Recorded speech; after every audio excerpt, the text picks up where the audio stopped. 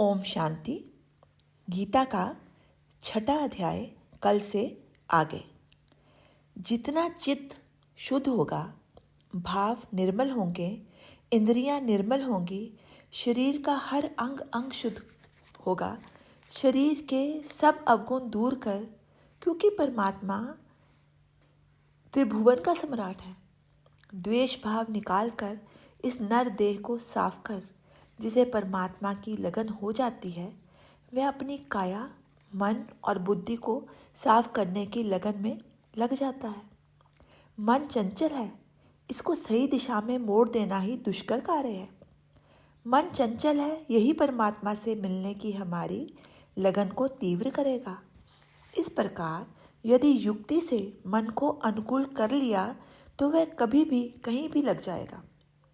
जिस मनुष्य को आत्म साक्षात्कार हो जाता है, उसके जीने का कोई खास उद्देश्य नहीं रहता, पर फिर भी जीवन बाकी है तो जीना तो पड़ेगा ही।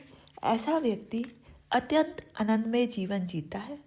जब मन को ये विश्वास हो जाता है कि तुम सचमुच परमात्मा को चाहते हो, तो वह सताना भी छोड़ देता है। ये आत्म तत्व परमात्मा का ही छोटा रूप है। जिसे इसको जानने की लगन लग जाती है, तो फिर वह व्यक्ति मन को उधर ही ले जाता है जिधर से राम नाम की सुगंध आती है। फिर वह व्यक्ति भगवान के लिए पागल सा दिखाई देने लगता है। आगे 36वां श्लोक। कृष्ण भगवान अर्जुन को कहते हैं कि हम मन को कोसते हैं कि यह अति चंचल है। क्या हमने उसे समझने की कभी कोशिश भी की है? सुन सुनकर हमने भी मन के प्रति खराब होने की भावना बना ली है।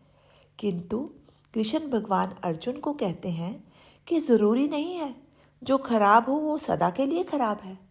मनुष्य को इसको वश में करने के लिए स्वतंत्र साधना, जप, तप और योग साधना करनी पड़ती है। धर्म या ज्ञान व्यक्तिगत होता है। धर्म का केंद्र बिंदु भी व्यक्ति ही है।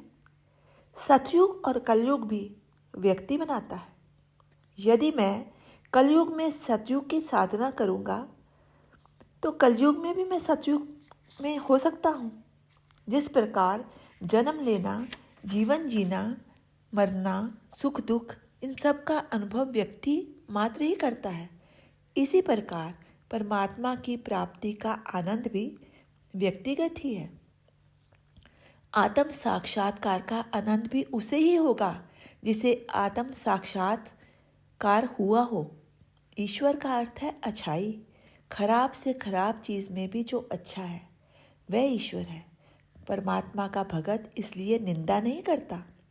सोचता है कि ये संसार कर्म क्षेत्र है और परमात्मा ने अशुभ इसलिए मेरे सामने लाकर खड़ा कर दिया कि इसको अच्छा करूं। इसलिए महापुरुष नरक से स्वर्ग की, दुख से सुख की, मृत्यु से अमरता की प्रेरणा लेते हैं। दीपक का उत्साह अंधेरे में बढ़ता है। इसी प्रकार पुण्यवान पुरुष पापियों का उद्धार करते हैं। वह पापियों की निंदा नहीं करते हैं। यदि तुमने दूसरे को साफ करना है तो पहले साधना करनी होगी अपने आप को साफ करने की। पहले अपना जीवन रूपी पोचा साफ करना है। परमात्मा परम स्वच्छ है और परम पवित्र है।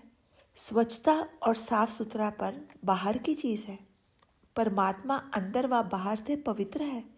इसलिए हमारे जीवन का लक्ष्य स्वच्छता ही नहीं है, पवित्रता भी है। इसलिए जो ईश्वर को मिलना चाहता है वो खाने पीने में विवेक से काम लेता है। शाकाहारी भोजन इसलिए पवित्र माना गया है। जब मनुष्य को पाप और बुराई चुभने लगती है तो परमात्मा कोई रास्ता अवश्य निकाल देता है। जो भटक जाता है उसी पर दुख भी आता है। जो मार्ग भूल जाए वो सुखी हो ही नहीं सकता। कृष्ण अर्जुन को कहते हैं, जिसने अपने मन, बुद्धि और इंद्रियों को पवित्र कर लिया उसने त्रिवेणी में स्नान कर लिया। वह राम के दरबार में प्रवेश करने योग्य बन गया। पवित्रता ज्ञान चक्षु का विषय है। चरम चक्षु से हम आत्मा की सजावट नहीं देख सकते। आत्मा के अलंकार ज्ञान चक्षु से ही देखे जा सकते हैं। कृष्ण भगवान कहते हैं कि हे अर्जुन, यदि मेरा ध्यान लगाना हो तो दोनों आँखों के बीच जो ज्ञान की आँख है उससे ही मुझको देख। तिलक दोनों आँखों के बीच में क्यों लगाते हैं? वास्तव में तिलक क्योंकि आकार का ही होता है, ज्योति के आकार का ही होता है। ज्ञान की ज्योति दोनों भ्रुकुटी के मध्य में ही प्रकट होती है। इसलिए ईश्वर दर्शन की साधना के लिए दोनों भ्रुकुटियों के बीच में ध्यान लगाना होता है।